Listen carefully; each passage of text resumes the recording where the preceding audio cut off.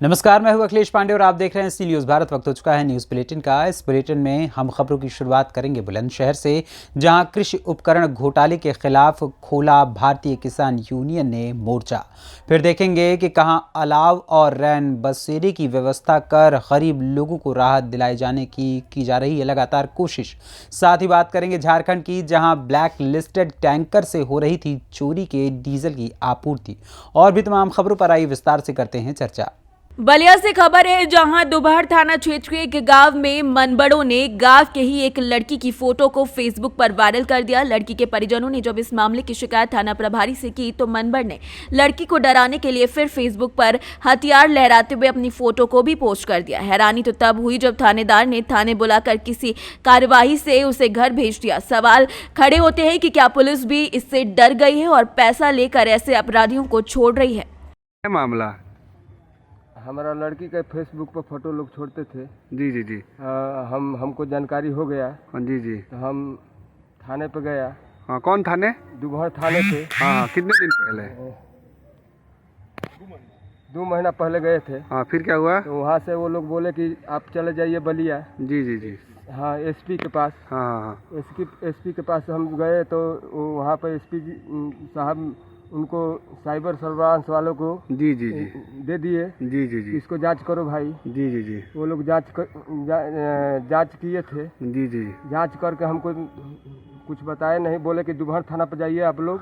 जी। वहाँ पर आप लोग का कोई सब कागज चल गया है। ठीक ठीक। हम लोग आए दोपहर थाना पर। जी जी जी। तो यहाँ पर बोल रहे हैं दरोगा जी, जी जी बड़े साहब, जी जी कि ऐसा बात है जी कि आपको कोई फोटो वोटो अब नहीं आ रहा है, जी जी जी आप लोग अब घर जाइए, जी जी उसमें कोई अब दिक्कत नहीं होगी, जाइए अब आप लोग का आज से फोटो वोटो कोई नहीं छूटेगा। जी हम बोले दरोगा जी से कि ऐसा बात है कि हमको बताइए कम से कम नाम।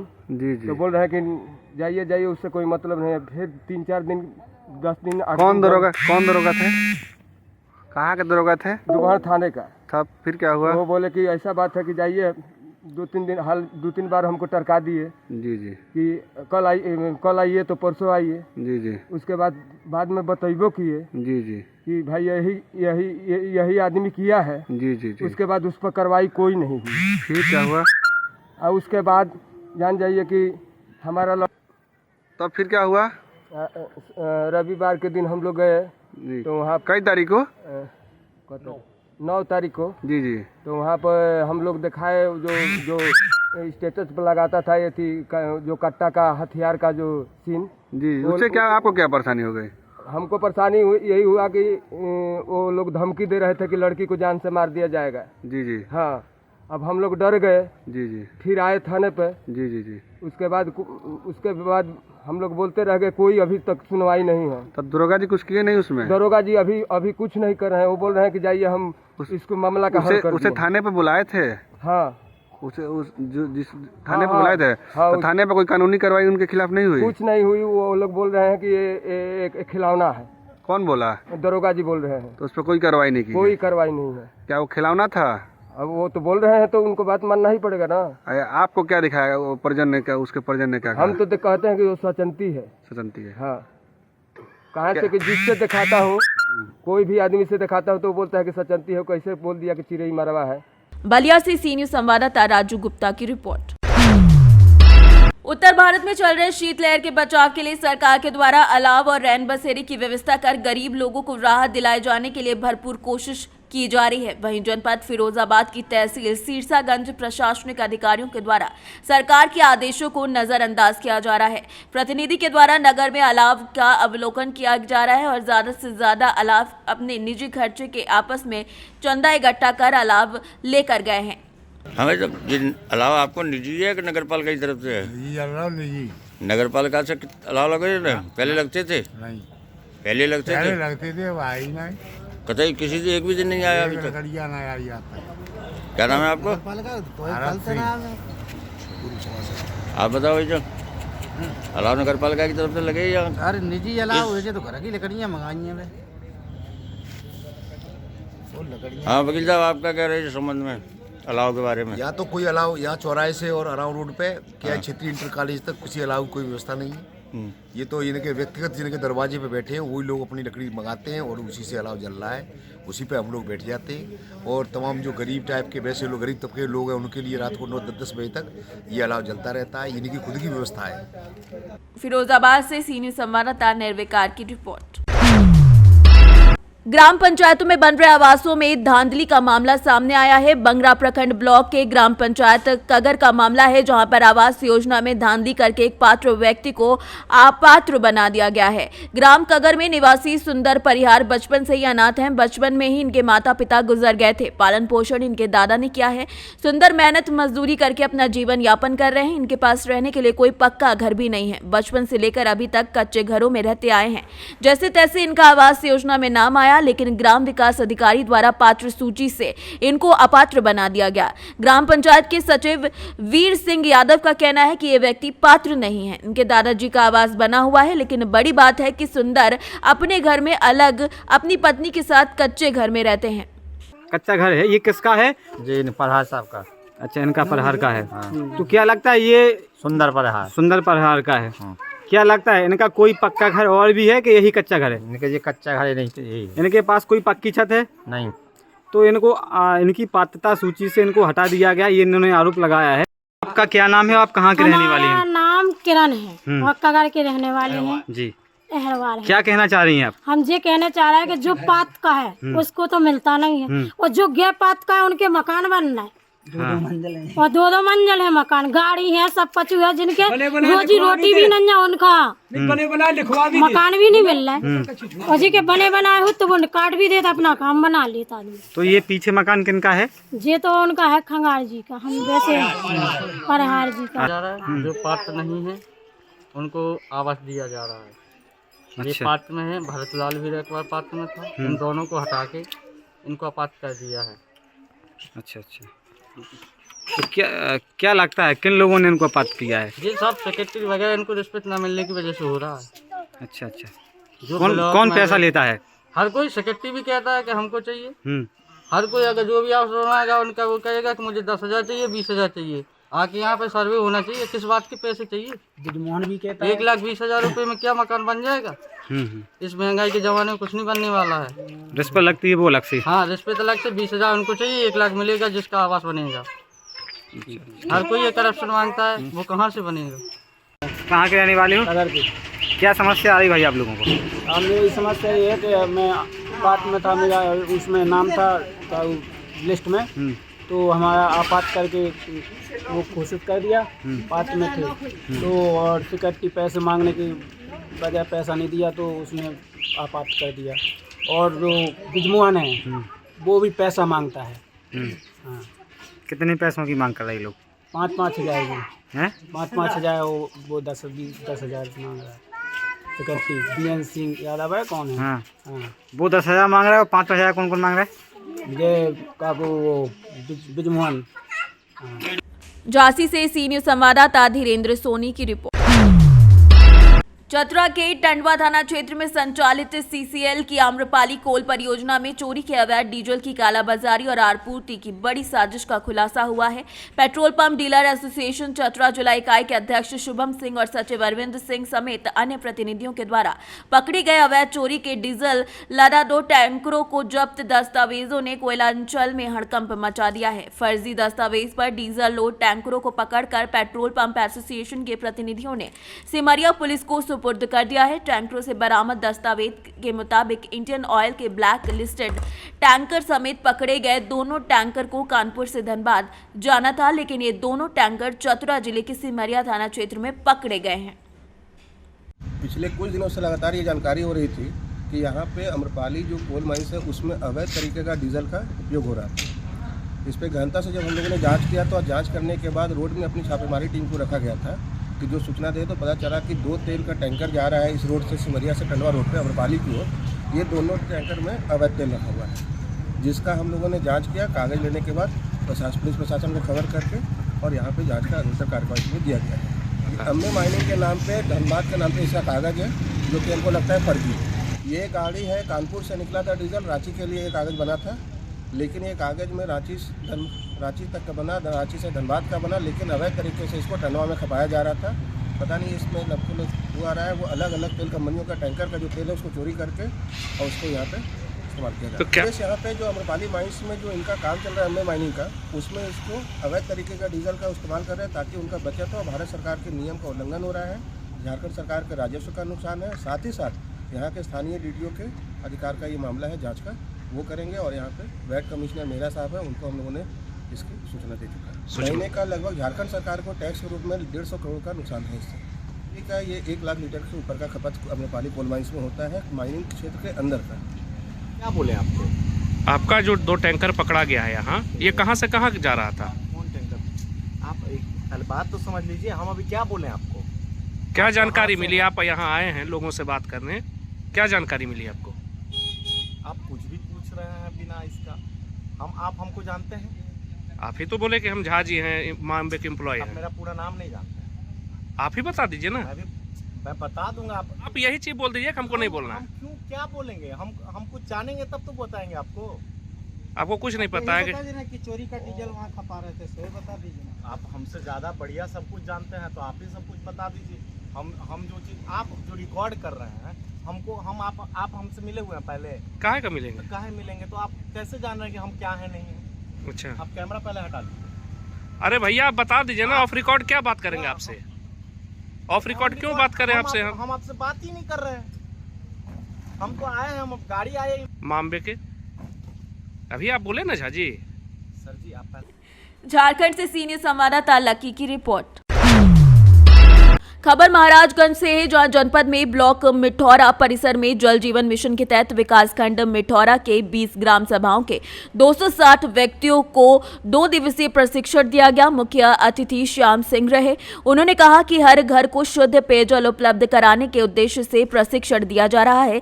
इसके तहत ग्राम सभा युवाओं को रोजगार देना भी सरकार का ही लक्ष्य है। प्रशिक्षक महेंद्र कुमार निषाद ने बताया कि विकासखंड मिठौरा के 20 ग्राम सभाओं का चयन जल जीवन मिशन के तहत किया गया है, जिसमें प्रत्येक ग्राम सभा से जल जीवन में 13 लोगों का चयन किया जाएगा। इस अवसर पर ट्रेनर महेंद्र कुमार निषाद और घनश्याम गुप्ता, मनोज पटेल, अभिषेक कुमार गुप्ता समेत कई लोग उपस्थित रहे। एक ग्राम पंचायत लोगों का जो ग्राम सभा में जब टंकी बन जाएगी तब इनकी आवश्यकता लगेगी। उस दौरान सरकार किस प्रकार से काम लेगी तब ही बताया जाए। अभी मात्र ये प्रशिक्षण दिया जा रहा है 6 ट्रेडों में 13 लोगों का प्रत्येक ग्राम पंचायत।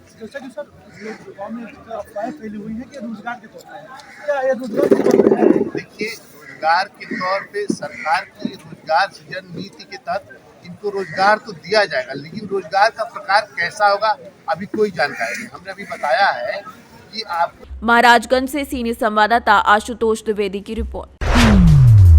खबर प्रयागराज से है। प्रयागराज में उत्तर प्रदेश सरकार, उत्तर प्रदेश भवन और अन्य सन्निर्माण कर्मकार कल्याण बोर्ड के तत्वाधान में संचालित कन्या विवाह सहायता योजना के अंतर्गत पंजीकृत निर्माण श्रमिकों की पुत्रियों का सामूहिक विवाह 1 मार्च 2023 को प्रस्तावित हो गया है, जिसकी तैयारियां जोरों पर चल रही हैं। इसी क्रम में उप श्रमायुक्त राजेश मिश्रा द्वारा प्रेस वार्ता का आयोजन किया गया और उप श्रमायुक्त के कार्यालय प्रयागराज में यह आयोजन किया गया, जहां उन्होंने कई महत्वपूर्ण जानकारियां दी।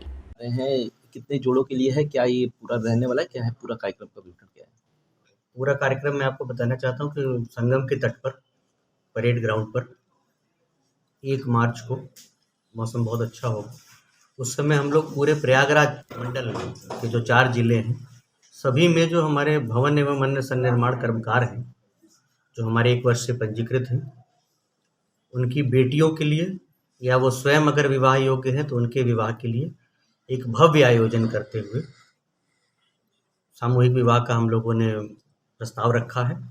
15 फरवरी तक इसमें हम लोग सभी जो हमारे पंजीकृत श्रमिक हैं उनको मैं आह्वान करता हूं कि आवेदन करें, और हम लोग आश्वस्त करते हैं कि हम लोग जो बेस्ट पॉसिबल व्यवस्था होगी वो हम लोग कराएंगे।